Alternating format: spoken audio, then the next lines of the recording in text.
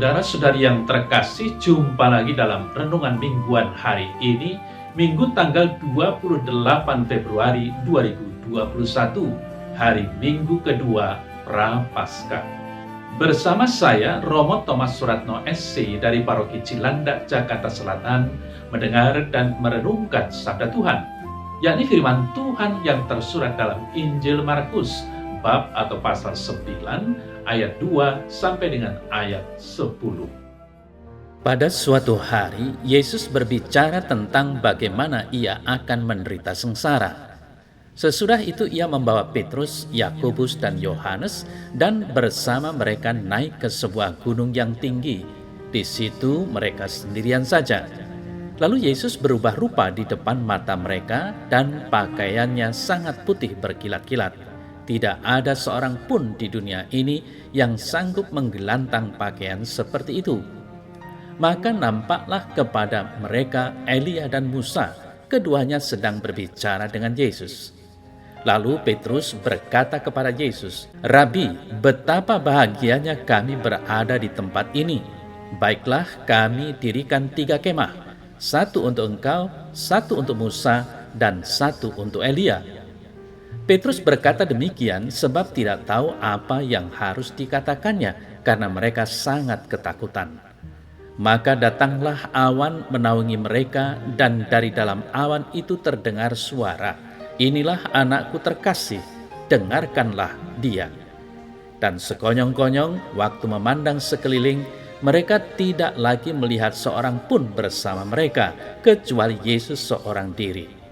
Pada waktu mereka turun dari gunung itu, Yesus berpesan supaya mereka jangan menceritakan kepada siapapun apa yang telah mereka lihat itu sebelum Anak Manusia bangkit dari antara orang mati. Mereka memegang pesan tadi sambil mempersoalkan di antara mereka apa yang dimaksud dengan bangkit dari antara orang mati.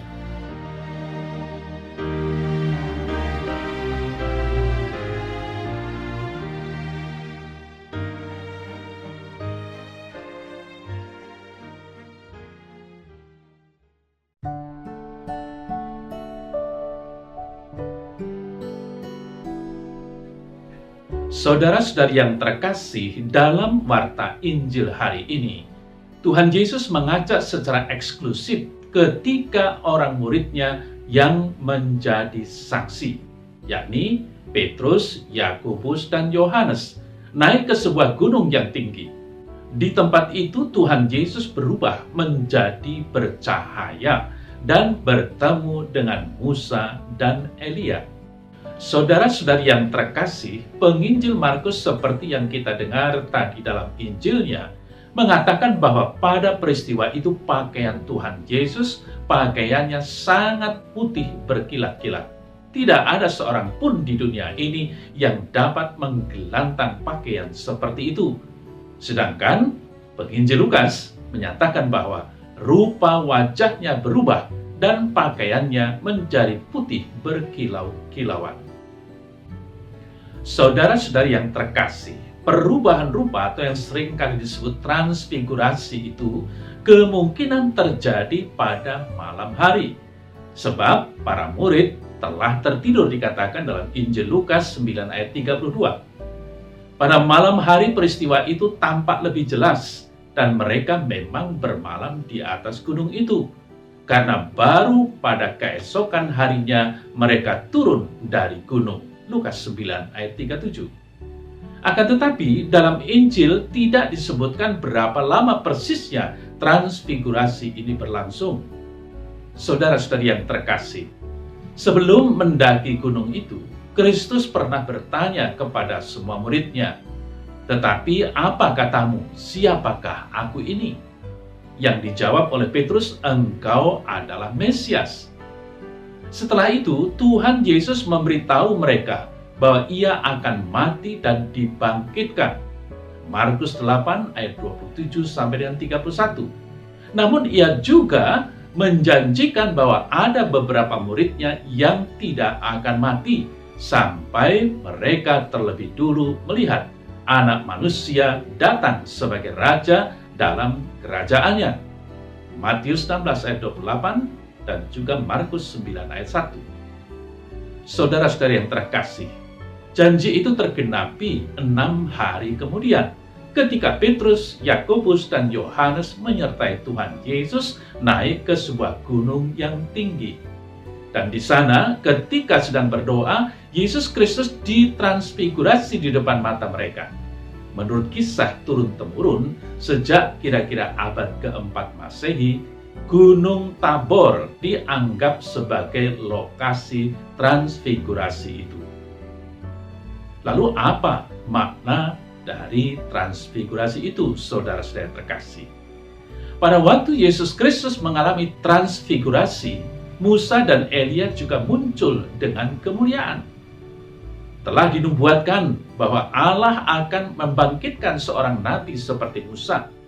Dan janji itu tergenapi dalam diri Kristus. Memang ada banyak kesamaan antara Musa dan Yesus Kristus. Antara lain, yang pertama, anak-anak kecil dibunuh pada waktu kelahiran mereka, sedangkan mereka sendiri luput. Lalu yang kedua, keduanya berpuasa selama 40 hari. Lalu yang ketiga, keduanya berperan dalam melakukan pembebasan. Dan akhirnya masing-masing menjadi perantara suatu perjanjian dengan umatnya. Saudara-saudari yang terkasih, telah dinubuatkan pula bahwa Allah akan mengutus Nabi Elia, yang salah satu pekerjaannya adalah memalingkan orang-orang Israel kepada pertobatan yang sejati. Selama Yesus Kristus berada di bumi, Yohanes Pembaptis melakukan pekerjaan seperti itu dan melayani sebagai pembuka jalan bagi Sang Mesias sebagai penggenapan Maliaki 4 ayat 5 sampai dengan 6. Namun saudara-saudari yang terkasih, karena transfigurasi itu terjadi setelah kematian Yohanes Pembaptis, tampilnya Nabi Elia dalam peristiwa tersebut menunjukkan bahwa pekerjaan pemulihan ibarat sejati kepada Allah.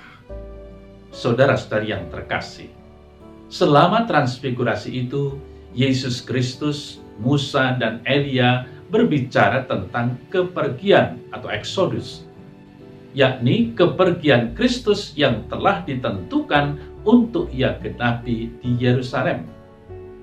Keduanya menampakkan diri dalam kemuliaan dan berbicara dengan tujuan kepergiannya yang akan digenapinya di Yerusalem. Itulah yang dikatakan penginjil Lukas dalam Injilnya, Lukas bab atau pasal 9 ayat 31.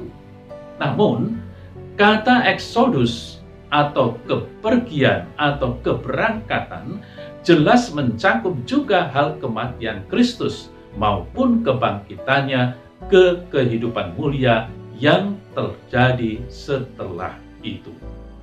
Saudara-saudari yang terkasih, Yesus Kristus menyebut peristiwa transfigurasi yang terjadi itu sebuah penglihatan, bukan sekedar ilusi. Kristus benar-benar ada di sana, sekalipun Musa dan Elia yang telah meninggal tidak hadir di sana secara harafiah. Mereka digambarkan dalam penglihatan. Namun demikian, Injil menuliskan pada peristiwa transfigurasi itu disaksikan oleh para murid dalam keadaan sadar. Mereka terbangun. Mereka menyaksikan dengan mata dan telinga jasmani. Petrus, Yakobus, dan Yohanes benar-benar melihat dan mendengar apa yang terjadi pada waktu itu. Dikatakan dalam Injil Lukas bab 9 ayat 32, sementara itu Petrus dan teman-temannya telah tertidur, dan ketika mereka terbangun, mereka melihat Yesus dalam kemuliaannya dan kedua orang yang berdiri di dekatnya itu. Saudara-saudari yang terkasih, ketika Musa dan Elia akan berpisah dengan Yesus, Petrus mengusulkan untuk mendirikan 3 kemah, masing-masing untuk Yesus, Musa, dan Elia. Tetapi sementara sang rasul sedang berbicara, suatu awan terbentuk, tampaknya seperti di kemah pertemuan di padang belantara, melambangkan kehadiran Allah di gunung tempat terjadinya transfigurasi tersebut. Dari awan itu keluarlah suara Allah yang mengatakan, "Inilah anakku yang kupilih, dengarkanlah dia." Lukas 9 ayat 35. Saudara-saudari yang terkasih, bertahun-tahun kemudian Petrus mengidentifikasi suara dari surga itu sebagai suara Bapa di surga. Kami menyaksikan bagaimana ia menerima kehormatan dan kemuliaan dari Allah Bapa ketika datang kepadanya suara dari Yang Maha Mulia yang mengatakan, "Inilah anak yang kukasihi, kepadanya lah aku berkenan."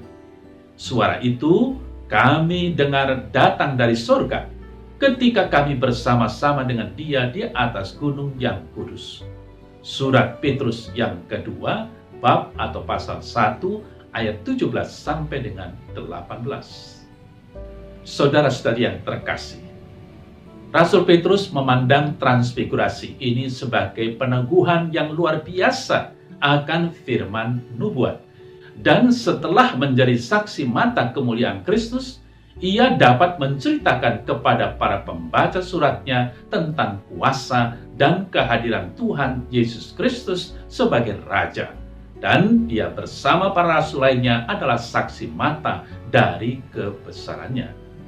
Saudara-saudari yang terkasih, Yesus Kristus memberitahu ketiga rasulnya, "Jangan kamu ceritakan penglihatan itu kepada seorang pun sebelum Anak Manusia dibangkitkan dari antara orang mati."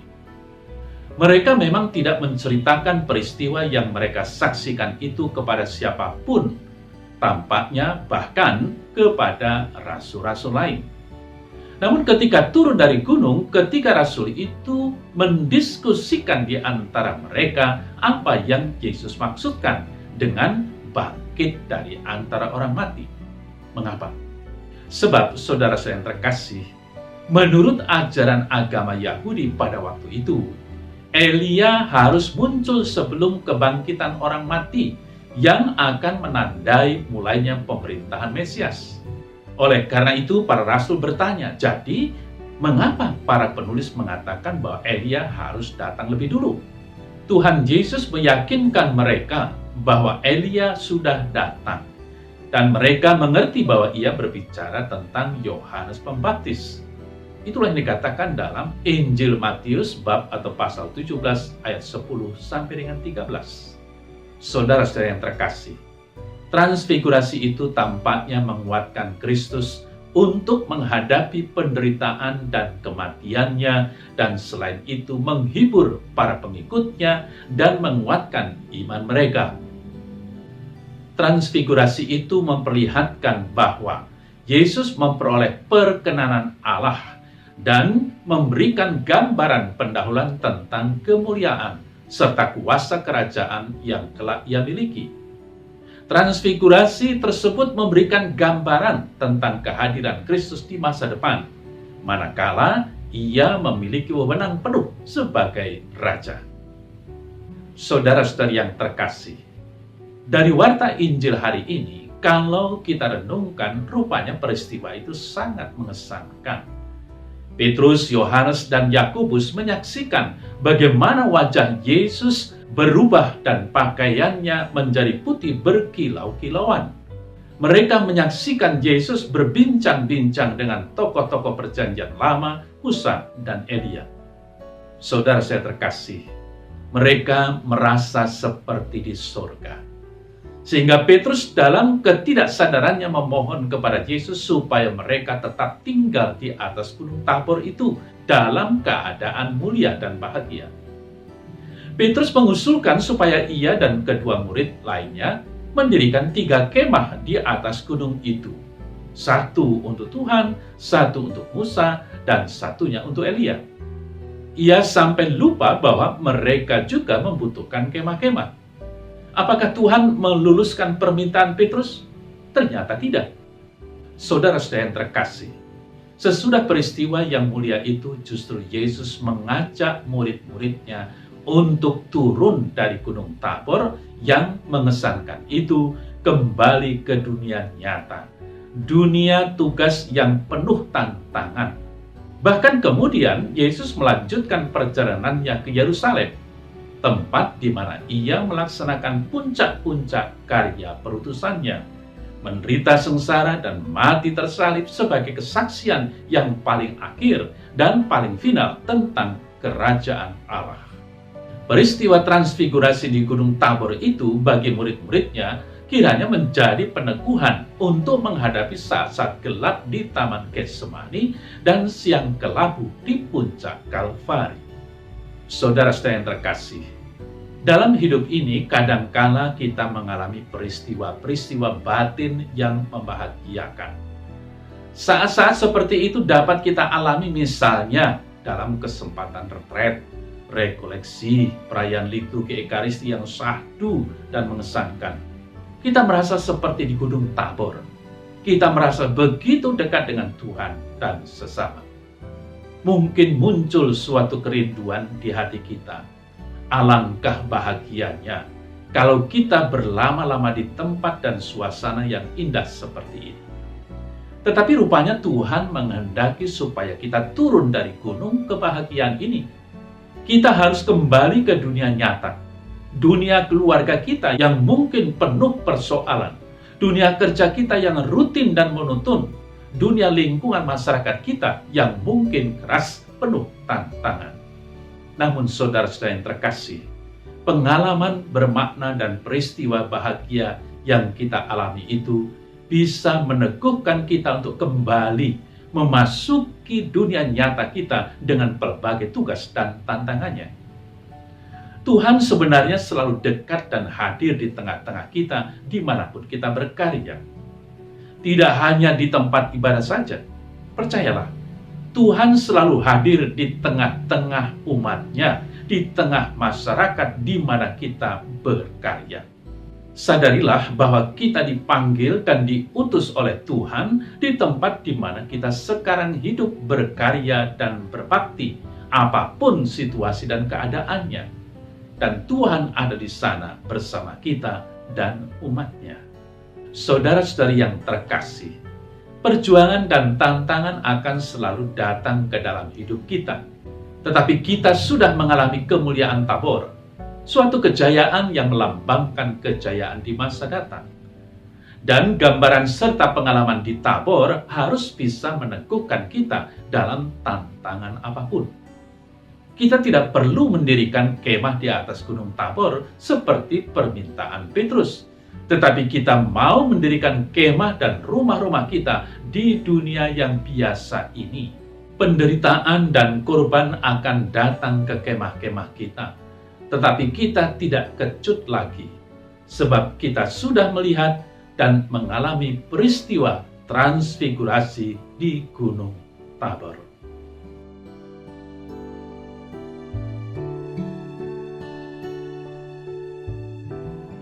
Dalam nama Bapa dan Putra dan Roh Kudus.